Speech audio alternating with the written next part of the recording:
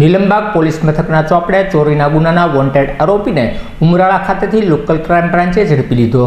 Nilambag police મથકના ચોપડે ચોરીના ગુનામાં ભરતભાઈ ઉર્ફે મોરલો બાલાભાઈ પરમાર છેલ્લા એકાદ વર્ષથી વોન્ટેડ હોય, જેની માહિતી લોકલ ક્રાઇમ બ્રાન્ચને મળી હતી કે ભરતભાઈ ઉર્ફે મોરલો પરમાર રંગોળા ચોકડી પાસે ઊભો છે। જે બાતમીના આધારે એલસીબીની ટીમે દોડી જઈ ભરતભાઈ ઉર્ફે મોરલો પરમારને અટકાયત કરી ધોરણસરની કાર્યવાહી હાથ ધરી હતી।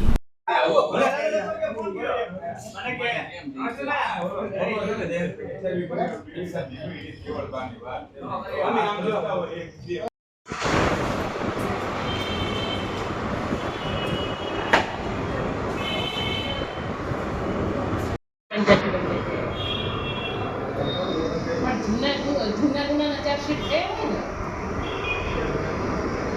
એ વાત નથી કરતી। કાલની કઈ તારીખમાં ખુલ્લા